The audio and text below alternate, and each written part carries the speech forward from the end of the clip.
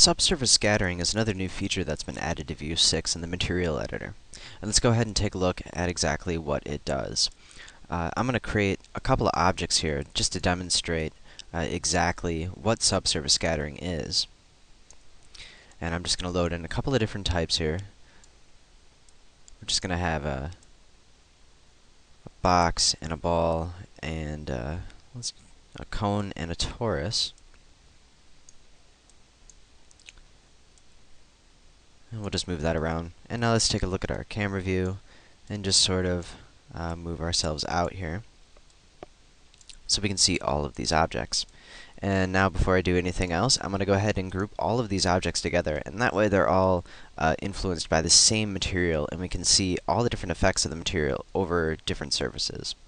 So I've got all these selected, and I'm just going to group these objects together, and now we're going to edit its material.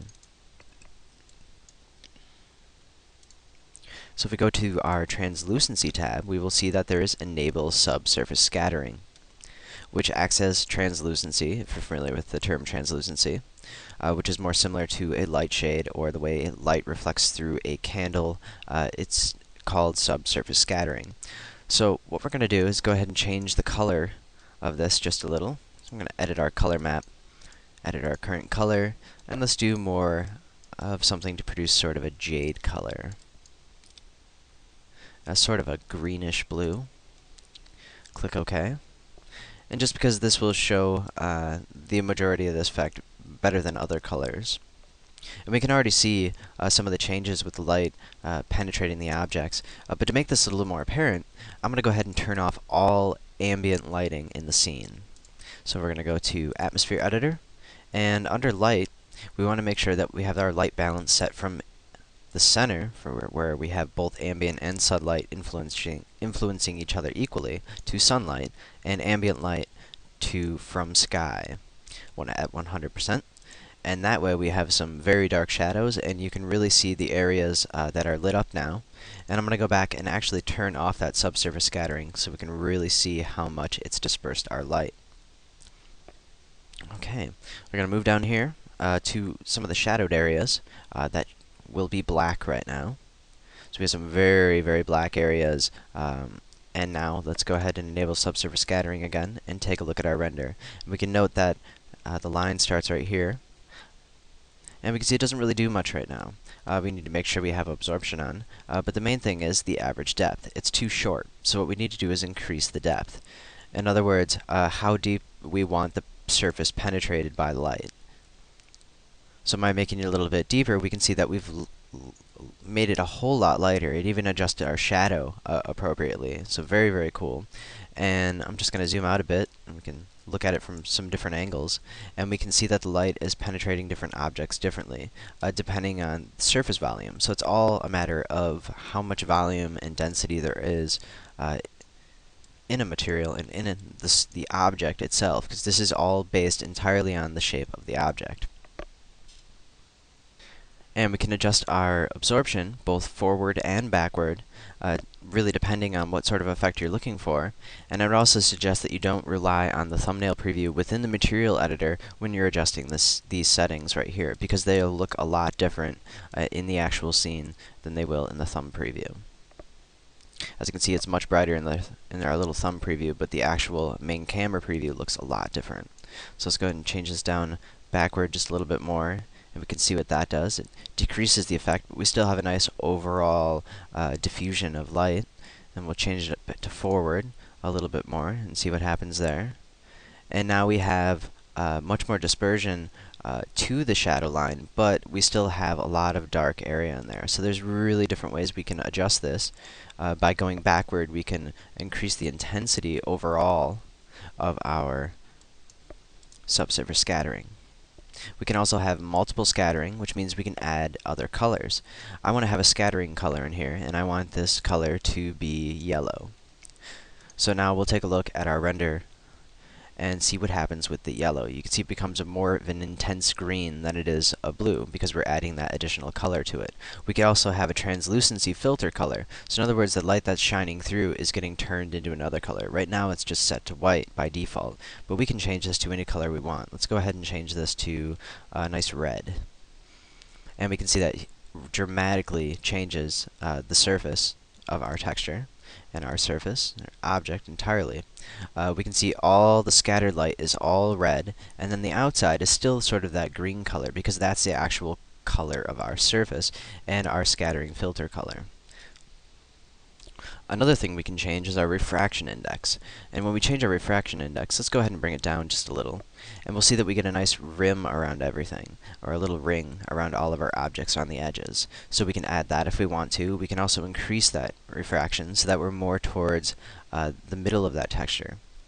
And keep in mind, when you're using subsurface scattering, you cannot adjust the refraction index under transparency.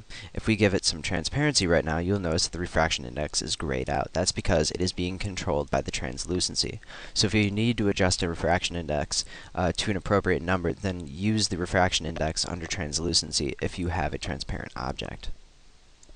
We also have a quality boost down here, which will allow us to, of course, make the quality of the effect better. It will take a lot longer to render, but it will produce a much better result.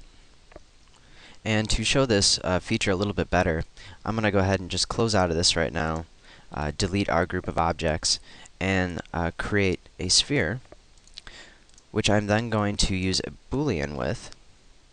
I want to make sure we have the scale modifier on here. And I'm going to Boolean it with another sphere. Just copy and paste. Change that back to the scaling mode. Scale that down inside. So we're going to select our first sphere first, and then the second, and set this to Boolean difference, which is going to cut out the center, which we can't see right now. But we will once we turn on the subsurface scattering, because you'll be able to pinpoint exactly where that area is cut out, which you normally wouldn't see, but the light is actually penetrating our surface and scattering around inside and lighting up all the different atoms and whatnot. And we get some very, very realistic looking effects. So let's go ahead and turn back on subsurface scattering, and we're just sticking with the default surface right now, and we'll take a look at our render. And we can't quite see it yet, so we're going to go ahead and make it just a little bit deeper. And now we can see that hole that's cut out in the inside. And we can see the whole surface. So it's a very neat way that we can blend other materials together as well. I can go ahead and actually ungroup this difference, which I'm going to do. And then I'm going to take our inside sphere and apply a different material to it. And I'm just going to go ahead and actually select glasses, and I'll just pick diamond, make it interesting. And I'll also go to our reflections of the diamond and just make it 100%, or not quite 100% reflective, but a little reflective, maybe cut down on the transparency just a little. And click OK. So now we're going to have a whole different type of surface inside, and we'll see exactly how that reacts with the subsurface scattering. And it shouldn't change it to the point where we actually see the ball inside as far as reflecting, but will affect the way light does scatter additionally, because it'll also be reflecting off the inside object. And you can even see a little bit of caustics in the inside now. So we have a very, very cool new tool in View 6 to play around with. And we can do some really, really neat surfaces. Marbles are much more realistic. Candle wax is much more realistic, because it needs this light scattering in order to look and behave as it would in the real world. So lots of new features, and like I said, you can adjust. Let's go back to translucency, and actually we have the wrong surface. I'm going to go back and go back to our translucency, and we can change the scattering filter color on the inside. I'll go ahead and change that to red again, and we'll see how that looks. And it's just good to play around with it, and you can really see exactly what sort of effects you can achieve, and that way you know what sort of surfaces to use it on. We'll let that re-render, and we can see something a little bit different. It looks pretty cool still. And then we can play around with that and send it backward or forward and just get all different types of effects. And like I said, we can cut things out, and we can see other objects inside of objects. And another really neat thing is we can also light these objects like that. So I'm going to click OK and delete our second sphere, still use our first one, but I'm going to add a point light. And I want to make sure this point light is inside the sphere, which it is right now. And let's watch this little preview render.